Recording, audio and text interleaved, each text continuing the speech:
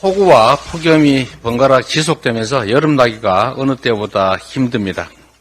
이제 물가 폭등까지 겹쳐서 삼계탕 한 그릇 사 먹기도 겁나는 지경이 됐습니다.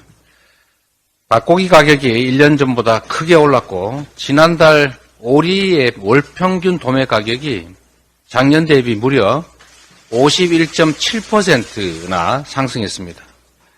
우유, 치즈, 아이스크림, 캔맥주, 통조림 같은 하반기 식품 가격 인상이 줄줄이 예정되어 있습니다. 정부의 두더지 잡기식 가격 인하 압박이 언제까지 통할지 모르겠습니다.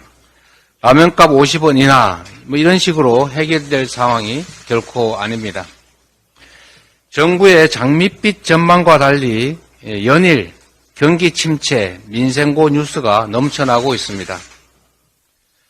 특히 대출 문제가 심각합니다. 한국은행에 따르면 가계대출자 중에서 약 300만 명이 원금 이자 갚느라고 최소한의 생계 유지가 불가능한 상황이라고 합니다. 이 중에 절반이 넘는 175만 명은 소득보다 갚아야 될 이자가 훨씬 더 많아서 도저히 견딜 수 없는 그런 상황이라고 합니다. 민생 현실이 그야말로 벼랑 끝입니다.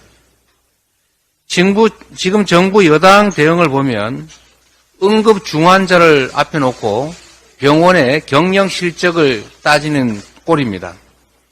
하반기에 남은 6개월 동안이라도 경제정책 전환을 통해서 민생을 챙겨야 합니다. 하루빨리 추경 논의를 시작해야 합니다. 추경으로 민생을 살려야 국가 경제도 안정되고 민생도 회복될 수 있다는 것을 명심해야 합니다.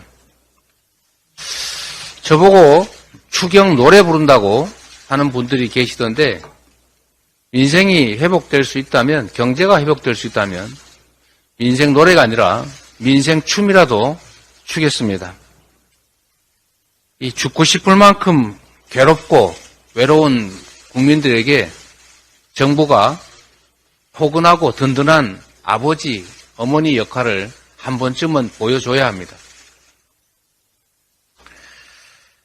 정부 여당의 극우 망언 정치가 판을 치고 있습니다. 민생 경제에 무한 책임져야 될 정부 여당이 망언 경쟁에 나섰습니다. 가장 큰 충격은 전 정부를 반국가 세력으로 모은 윤석열 대통령입니다. 문재인 정부 당시 검찰총장이었던 자신의 과거를 잊은 심각한 자기 부정입니다.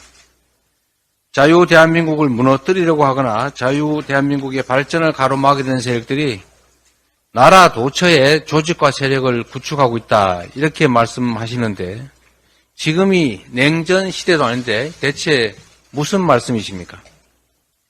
세계 10위의 경제대국, 코로나 팬데믹을 누구보다 모범적으로 극복한 대한민국이 자유민주주의 대표 국가임을 의심하는 사람은 아무도 없습니다.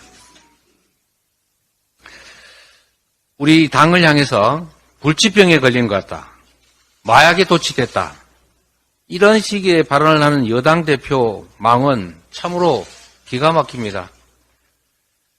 민생 경제를 살리기 위해서 머리를 맞대자는 제안은 온갖 핑계로 거절하더니 200일 넘게 길에서 살다시피 한 참사 유가족들을 외면하는 것도 모자라서 그 유가족들의 뜻을 받드는 야당을 향해 이 저주에 가까운 비난을 퍼부으니 참으로 이해가 되지가 않습니다.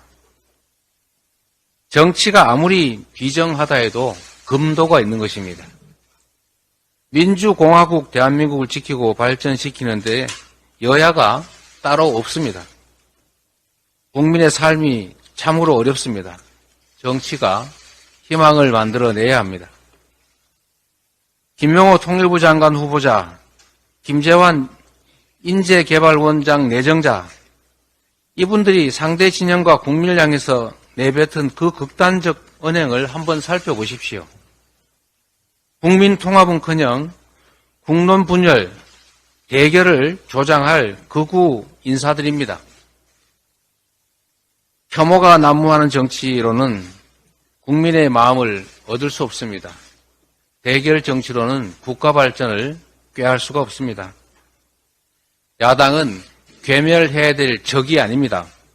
국민의 삶을 위해서 머리를 맞댈 국정 동반자라는 사실을 잊지 마시기 바랍니다. 이상입니다. 다음으로